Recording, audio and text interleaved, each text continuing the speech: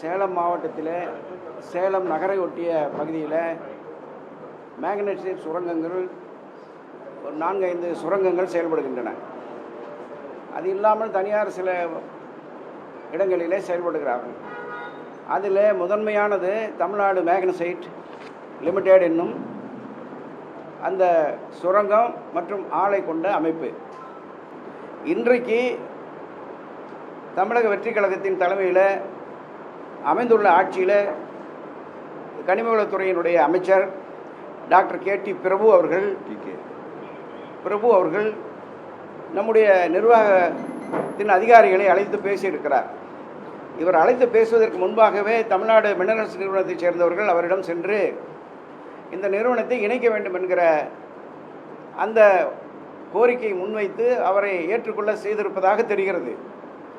அந்த சூழ்நிலையில் இங்கிருந்து போன அதிகாரிகளிடம் அந்த இணைப்புக்கான சாத்தியக்கூறுகளை எல்லாம் எடுத்துக்கொண்டு வாருங்கள் என்று அவர் உத்தரவிட்டு அனுப்பியிருக்கிறார் என்பதை தமிழ்நாடு மினரல்ஸ் நிறுவனத்தில் இருக்கக்கூடிய எங்களுடைய தொழிற்சங்க பிரமுகர்களும் மற்றவர்களும் இங்கே வேலை செய்துவிட்டு போனவர்களும் தெரியப்படுத்தி இருக்கிறார்கள். இந்த சூழலில் நாங்கள் ஏற்கனவே கோரிக்கை வைத்தது போல தமிழ்நாடு மேக்னசைட் லிமிடெட் நிறுவனத்தை தமிழ்நாடு மினரல்ஸ் நிறுவனத்தோடு இணைக்கக்கூடாது. அப்படி இணைத்தால் பல ஆண்டுகளாக லாபம் ஈட்டி கொண்டு இருக்கக்கூடிய இந்த நிறுவனம் மீண்டும் நஷ்டமடைந்து ஒரு 6 மாதம் அல்லது ஒரு வருட காலத்திற்குள்ளாக மூடப்படும் நிலைக்கு தள்ளப்படும். இதில் இருக்கக்கூடிய 200க்கும் குறைவான தொழிலாளர்களுக்கு வேலைவாய்ப்பு பறிபோகும். 500க்கும் அதிகமான ஒப்பந்த தொழிலாளர்களுக்கும் வேலைவாய்ப்பு பறிபோகும். எனவே இந்த நேரத்தில் நாங்கள் அரசை கேட்டுக்கொள்வதெல்லாம் இந்த இணைப்பை கைவிட வேண்டும்.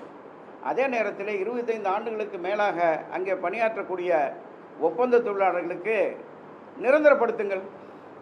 அவ்வளோ 400 பேரை கொண்டு வந்து இங்கே சேர்த்து இங்கிருந்து சம்பளம் கொடுக்க வேண்டிய நிலையை ஏற்படுத்தாமல் இங்கே இருக்கிறவர்களுக்கே அடிப்படை ஊதியம் கொடுத்து கொஞ்சம் பேர் தான் இருப்பாங்க. அதில் தகுதியுள்ளவர்கள் ஒரு 200 பேர் தான் இருப்பாங்க. அவங்களுக்கெல்லாம் நிரந்தரப்படுத்தினா அவர்களுடைய வாழ்க்கையில் 25 ஆண்டுகளாக இந்த நிறுவனத்திற்கு உழைத்து கொடுத்தார்கள். அவர்களுடைய வாழ்க்கையில் ஒரு மாற்றம் வரும். அதுதான் முற்போக்காக செயல்படுகிற திட்டமாக புதிய அரசுக்கு இருக்கும் என்கிற செய்தியையும் தெரிவிக்கிறோம். தமிழக வெற்றி கழகம் இன்றைக்கு ஆட்சி பொறுப்பிலே அரியணையிலே ஏறி இருக்கின்றார்கள்.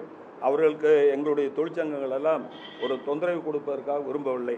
ஒரே ஒரு வேண்டுகோள், தமிழக வெற்றி கழகத்தினுடைய அரசுக்கு அதிகாரிகளை நம்பி உங்களுடைய பெயரை கெடுத்துக்கொள்ள வேண்டாம். அதிகாரிகள் தான் இன்றைக்கு தமிழ்நாட்டிலே ஆண்டு கொண்டிருக்கின்றார்கள். அதிகாரிகள் தான் எல்லா அத்துமீறலும் ஊழலையும் செய்து கொண்டிருக்கின்றார்கள். அதிகாரிகள் தான் ஆட்சியாளர்களைப் போல நடந்து கொள்கின்றார்கள். இந்த உண்மையை ஆரம்பத்திலேயே தெரிந்து கொள்ளாவிட்டால் தமிழக வெற்றி கழகத்திற்கு விரைவிலே ஆபத்து ஏற்படும் என்பதையும் எச்சரிக்க விரும்புகிறோம். அந்த அமைச்சரை சந்திப்பதற்காக தான் நாங்கள் நேரம் கேட்டிருக்கின்றோம். அதிகாரிகள் தான் போய் அவர்கிட்ட மினிஸ்டர் சொல்லிருக்கிறாங்க. இல்லை, எங்களுக்கு நேற்று தான் கேள்விப்பட்டோங்க. நேற்றுக்கு கனிம நிறுவனத்திலிருந்து ஜாமீன்லேருந்து போய் பார்த்துருக்காங்க, பேசியிருக்காங்க. அந்த செய்தி அங்கேருந்து நேற்று வந்தது தான் பத்திரிகையாளர் சந்திப்பு. இன்றைக்கு அவர் கனிம வள அமைச்சரிடத்தில் விரைவிலே சந்திப்பதற்காக நேரம் கோரி இருக்கின்றோம். அதில் சந்தித்து நிச்சயமாக இருப்போம்.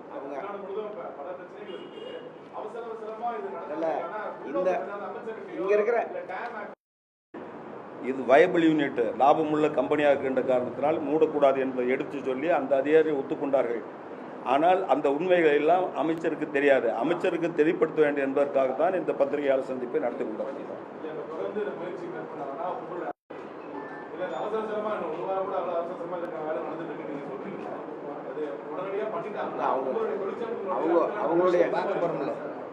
நாங்கள் இணைப்பை அனுமதிக்கப் போவதில்லை. எந்த காரணத்தை கொண்டும் அதுக்கு எதிர்ப்பு தெரிவிப்போம். இங்கே இருக்கக்கூடிய தொழிலாளர்கள் இணைப்பை விரும்பவில்லை. இந்த நிறுவனம் தொடர்ந்து நடக்கணும்னு நினைக்கிறோம். 70 ஆண்டுகளாக நடக்குது. இன்னும் 50 ஆண்டுகள் 100 ஆண்டுகள் நடக்கணும்னு நினைக்கிறோம். அதனால் இந்த இணைப்பை தடுப்பதற்காக எல்லா விதமான நேரடி நடவடிக்கைகளிலும் நாம் ஈடுபடுவோம். கடந்த காலங்களில் நாங்கள்லாம் பெரிய அளவுக்கு போராட்டம் நடத்தியிருக்கோம். மேக்னசைட் போராட்டம் சேலத்திலேயே பார்த்துருக்க முடியாது. அவ்வளோ பெரிய போராட்டங்கள்லாம் நடத்தியிருக்கிறோம். அந்த நிலைக்கு எங்களை தள்ள வேண்டாம் என்று அரசையும் அமைச்சையும் கேட்டுக்கொள்கிறோம்.